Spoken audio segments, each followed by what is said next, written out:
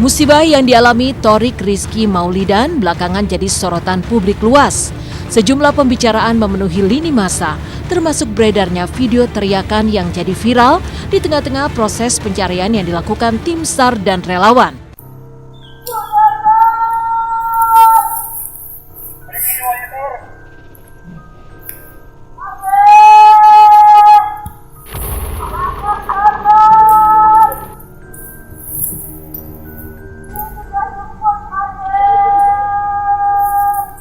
Dalam video tersebut seolah-olah ada gema teriakan yang terdengar lantang di saat aparat gabungan melakukan pencarian di sekitar lokasi hilangnya Thorik. Viral suara tanpa wujud tersebut juga sempat membawa sejumlah spekulasi dan tak sedikit yang mengaitkan dengan hal magis. Lalu benarkah ada suara tanpa wujud?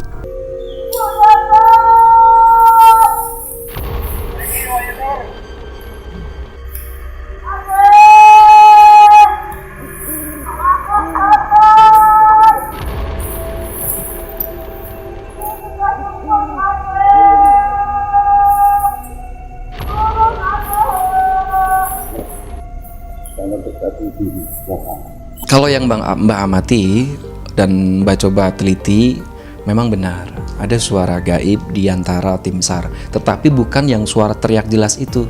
Jadi kalau pemirsa di rumah boleh fokus lagi atau mungkin ditonton lagi, ada suara samar-samar, bukan meminta tolong tapi teriak kencang sekali. Bukan yang keras loh ya. Jadi menumpang di suara yang keras itu. Itu memang suara misterius, menurut Bang Jan, suara misterius. Ketika orang itu berteriak, walaupun diselimuti gaib, tetap masih bisa terdengar. Tergantung teriakannya apa. Misalnya teriaknya menyebut nama Tuhan, Allahu Akbar, tetap masih bisa kedengar. Atau tolong, masih bisa kedengar. Jadi bahasa-bahasa yang bisa dikamuflase oleh makhluk halus. Bahasa-bahasa manusia yang bisa dikamuflase oleh makhluk halus adalah teriak, tolong. Beredar video ada suara tanpa wujud. Ini saya pastikan itu hoax.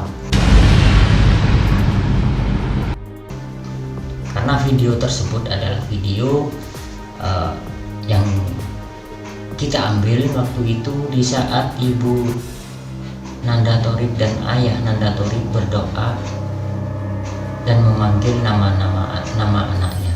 Kami tegaskan di sini, ya, kami belum memberikan keterangan apapun tentang korban. Kalau disinyalir ada berita, ya, temukan dan sebagainya, itu hoax. Saat terdengar ada suara orang yang menyaut, yang minta tolong yang kayak gitu, kemudian tim kan nggak cuma satu orang, tim kan bisa beberapa orang. Nah, tim tersebut pasti nggak hanya cuma satu yang pegang handphone kan, ya ada beberapa. Nah, kita tinggal perbandingkan apabila sudah ada 2-3 handphone, ponsel ataupun alat perekam yang bisa merekam dan kemudian nanti suaranya bisa diperbandingkan. Kalau semuanya sama, daya teriaknya sama, ya berarti sebetulnya itu suaranya real. Tetapi kalau itu mau dibilang rekayasa juga sangat mungkin. Sekarang alat sekarang ya cukup mudah, juga di luar juga banyak, software-softwarenya banyak. Itu kita bisa mengkombinasi suara yang ada itu dengan dimasukkan dengan suara yang rekayasa.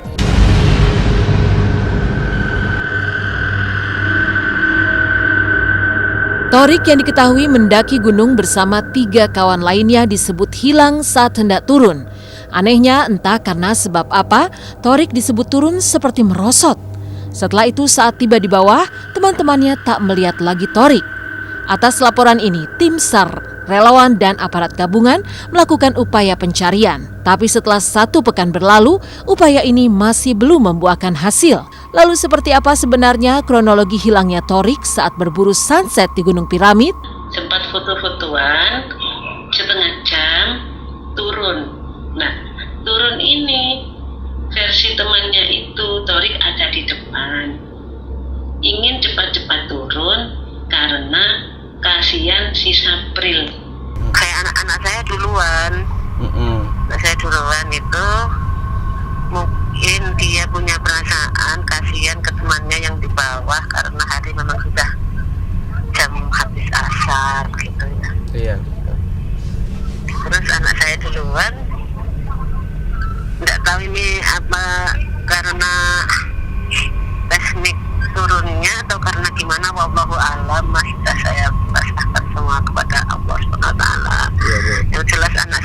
suara itu turun duluan, terus apa ya, kelihatannya itu dia meluncur kayaknya gitu. Yang mana hingga saat ini kita masih berupaya untuk menemukan korban. Ya, sementara ini ada 12 seru ya, 12 seru itu 8 tim, ya, 12 tim macam-macam, ada 12, ada 11, ada 10 sesuai dengan medan. Pencarian ini sampai saat ini sudah memasuki hari ke-7.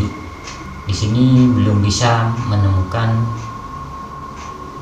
dan mencapai hasil yang maksimal.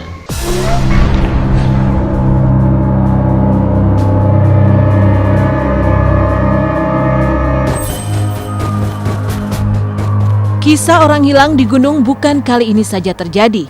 Sebelumnya di awal tahun 2019 lalu, seorang pendaki bernama Alfi juga hilang misterius di Gunung Lawu.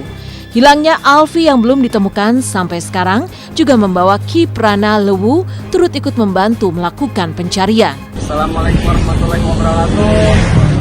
Kami dari relawan untuk pencarian saudara Alfi saat ini sudah berada di daerah Solo dan kita mau ke arah Candi Cetok. Kita naik dari Cetok, dibantu sama teman-teman juga dari Ngawi, dari Surabaya, Jakarta. Kita semua mohon doa restunya. Kita masih menuju pos 3, udah 4:30. Jalannya terjal banget tuh, lihat tuh. Kalaupun memang ia masih hidup, mudah-mudahan insyaallah ketemu. Kalaupun dia sudah tiada, paling enggak kita sudah berusaha untuk terjun ke lokasi ini. Rasa kemanusiaan dan dorongan yang kuat untuk mencoba berpartisipasi, membantu dan mencari, akhirnya saya terjun ke sana dengan mengumpulkan beberapa relawan. Dan kita mulai persiapan, terus mengumpulkan relawan, perizinan dan lain sebagainya, sampai kita tanya beberapa pendaki yang baru turun. Mereka melihat nih bentuk-bentuk binatang gitu loh. Bisa aja karena kelalaian, ya kan? Kenapa? Karena menurut informasi yang ada di sana, ya dia lari gitu loh, lari untuk balapan naik gunung. Dengan panorama memanjakan mata, gunung tak jarang menyimpan banyak hal misterius, apalagi di Nusantara yang masih kental dengan beragam mitos. Hingga sekarang ada sejumlah pantangan atau larangan bagi pendaki yang masih tumbuh di tengah-tengah masyarakat. Tapi benarkah larangan atau mitos tersebut terkait dengan hal berbau supranatural? Sebenarnya di gunung itu kan memang ada alam lain yang harus kita hormati gitu ya. Jadi di gunung itu ada yang disebut pantangan, ada disebut mitos, boleh percaya atau tidak, tapi di beberapa gunung memang kepercayaan dan mitos itu masih berlaku. Ganjil sebenarnya sah-sah aja ya kalau menurut saya, cuman kita nggak pisah dari rombongan. Karena kalau kita ganjil, kita kepisah, nanti yang satu tuh ada yang nemenin, katanya sih begitu, terutama yang lagi datang bulan untuk wanita. Tapi kalau kita so far nggak buang sampah sembarangan, nggak mengotori lingkungan, dan kita nggak sompral, aman-aman aja sih, insya Allah ya, kayak gitu. Ada baiknya apa salahnya ya kita kalau misalnya pengen ke suatu tempat, ke medan yang baru, dan kita nggak tahu gitu ya medannya seperti apa, ya ada baiknya kenapa lu nggak yang numpang-numpang gitu loh, agar kita terhindar dari gangguan, terhindar dari godaan syaitan jin jahat adalah a'udzu bikalimatillahi tammati min syarri ma khalaq. Ya pemirsa, ikutin ya. Ini semoga kita kejadian ini nggak terulang, atau mungkin bisa jadi nih sang pendaki ini dia nggak membaca doa sehingga Allah Azza wa Jalla uji dia melalui jin.